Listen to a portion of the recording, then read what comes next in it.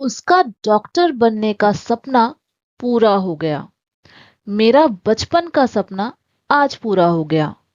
रोहन का विदेश जाने का सपना पूरा हो गया। तो गाइज इन सेंटेंसेस में हम सामने वाले को बोल रहे हैं कि किसी का कोई एक्शन करने का सपना पूरा हो गया। जैसे कि हमने पहले वाले सेंटेंस में बोला है, उसका डॉक्टर बनने का सपना पूरा हो गया। ठीक है, उसका जो है जिसका सपना पूरा हो गया हम बोल रहे हैं वो, फिर क्या सपना पूरा हो गया उसका? डॉक्टर बनने का।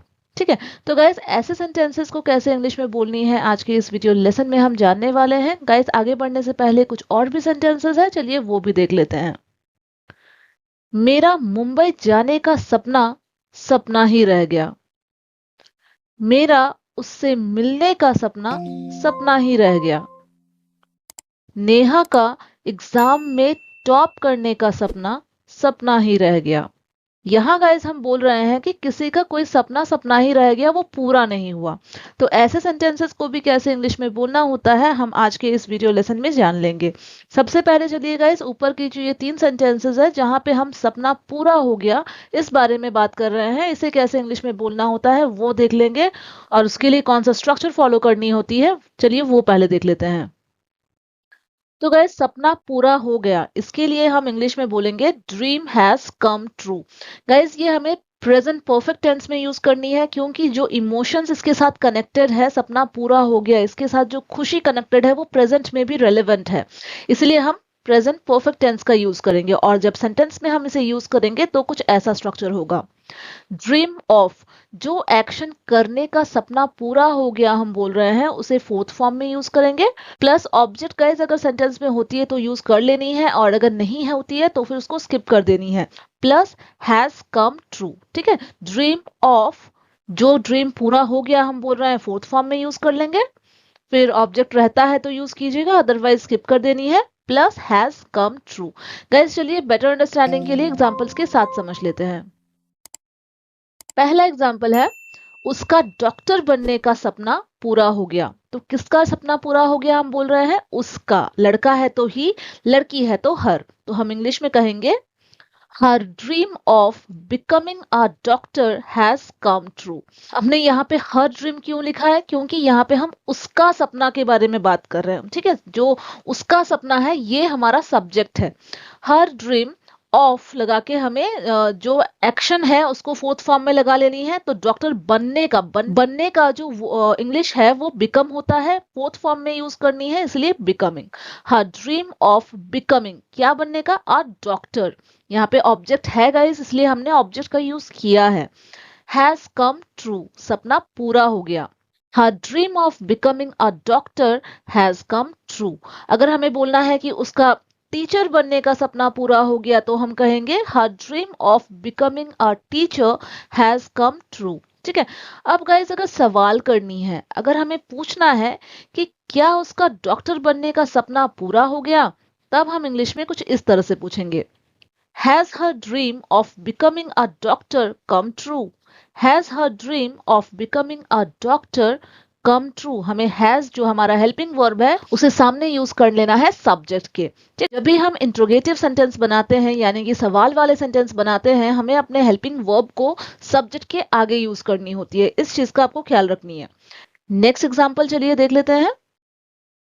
मेरा बचपन का सपना आज पूरा हो गया।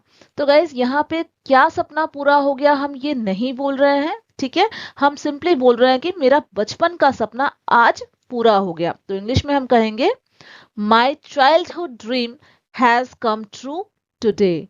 ठीक है, बचपन का सपना बोला है, किसके बचपन का? मेरा बचपन का। तो माई चाइल्डहुड ड्रीम, ठीक है, बचपन का सपना ये हमारा सब्जेक्ट है। Has come true today.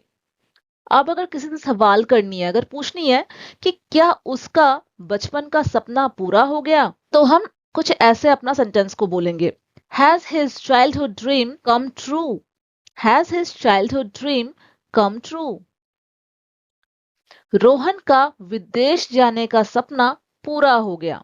तो किसका सपना पूरा हो गया? रोहन का। तो हमारा सेंटेंस होगा Rohan's dream of going abroad. ठीक है, यहाँ पे जाना एक्शन है, इसलिए हमने यहाँ पे गोइंग वर्ड का यूज किया है क्योंकि फोर्थ फॉर्म में यूज करनी है। अब ऑब्जेक्ट क्या है, कहाँ जाने की हम बात कर रहे हैं, विदेश, तो विदेश का इंग्लिश अब्रॉड होता है, हैज कम ट्रू।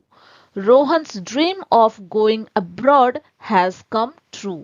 अब गाइज अगर सवाल पूछनी है, अगर आपको पूछना है कि क्या उसका विदेश जाने का सपना पूरा हो गया, तो हम पूछेंगे कुछ ऐसे, has his dream of going abroad come true. अब गाइज ये वाला सेंटेंस देखिए, मुझे यकीन नहीं हो रहा कि मेरा सपना पूरा हो गया। तो यहां मैं क्या बोल रही हूं कि मुझे यकीन नहीं हो रहा कि मेरा सपना पूरा हो गया। तो इंग्लिश में हम कहेंगे I can't believe that my dream has come true. Guys कभी कभार होता है ना, जब सपना अचानक से पूरा हो जाता है तो हम बिलीव नहीं कर पाते हैं कि अरे बाप रे ऐसा भी हो गया, तब हम ऐसे सेंटेंस बोलते हैं, I can't believe that my dream has come true. Guys अब ये जो नीचे की तीन सेंटेंसेस है जहां हम बोल रहे हैं कि किसी का कोई सपना सपना ही रह गया, वो पूरा नहीं हुआ, इसे कैसे इंग्लिश में बोलना है, चलिए वो देख लेंगे। सबसे पहले चलिए देख लेते हैं उसका स्ट्रक्चर। गाइस सपना ही रह गया, इसके लिए हम इंग्लिश में ये वाली फ्रेज यूज करेंगे, रिमेन्ड जस्ट अ ड्रीम।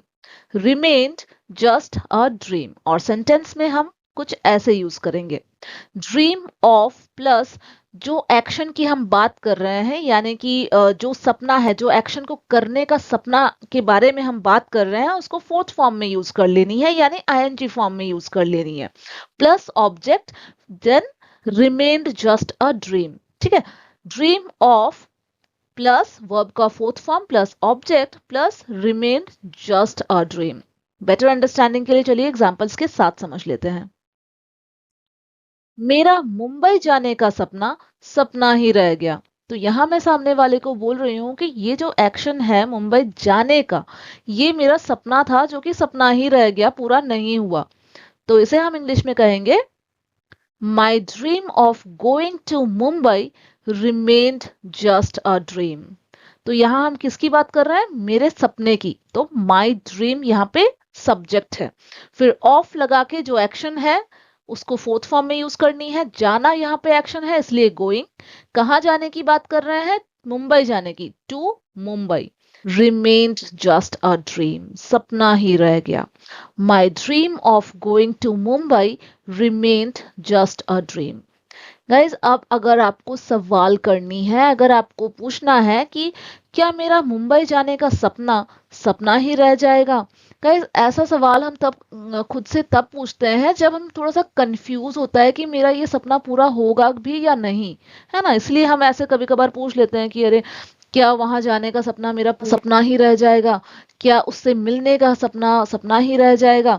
इस तरह के सवाल हम कभी कभार खुद से कर लेते हैं, राइट। तो इंग्लिश में कैसे ये सवाल करेंगे वो देख लेंगे।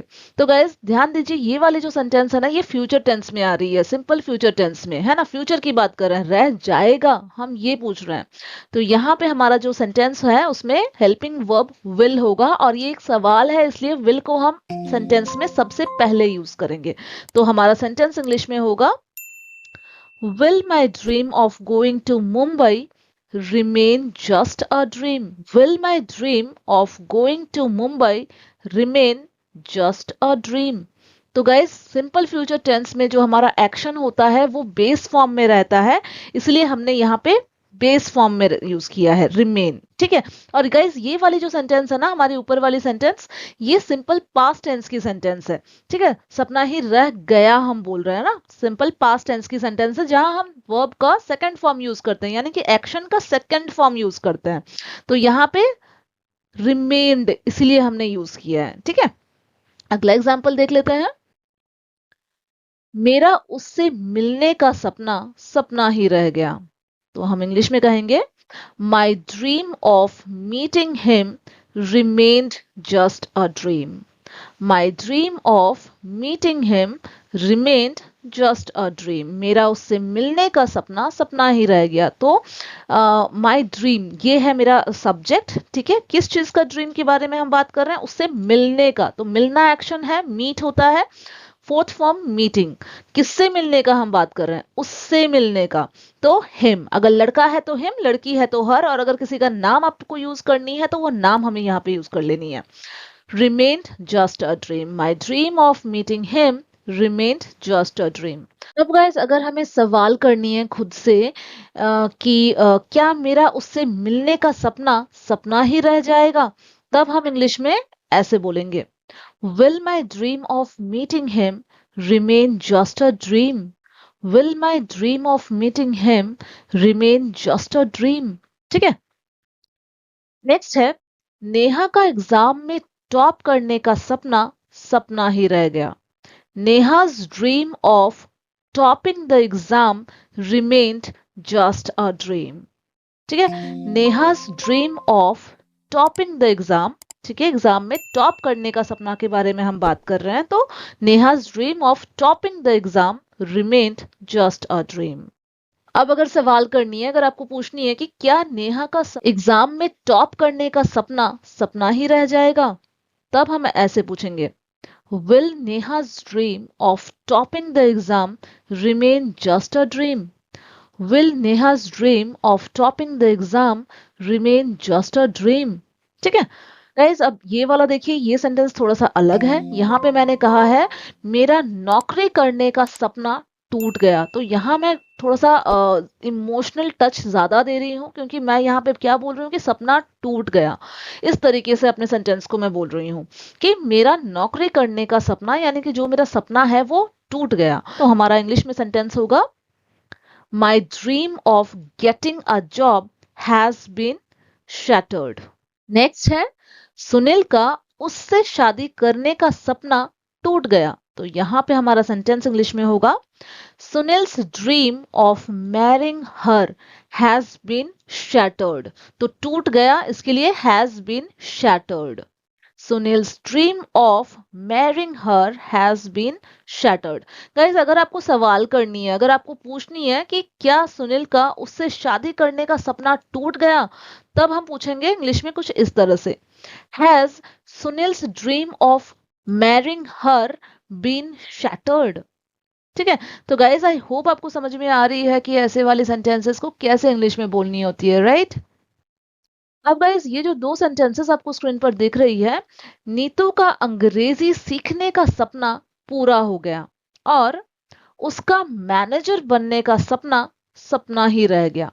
गाइस इन दोनों सेंटेंसेस की इंग्लिश कमेंट बॉक्स में बनाना बिल्कुल नहीं भूलिएगा, और अगर वीडियो आपको अच्छी लगी है, इन्फॉर्मेटिव रही है आपके लिए, तो इसे एक लाइक करना बिल्कुल नहीं भूलिएगा, और साथ ही साथ गाइस वीडियो को हाइप भी कर दीजिएगा और अपने दोस्तों के साथ शेयर करना बिल्कुल नहीं भूलिएगा। चैनल पे अगर नए हैं तो सब्सक्राइब करना तो बिल्कुल भी नहीं भूलिएगा। Thank you so much friends for watching, bye.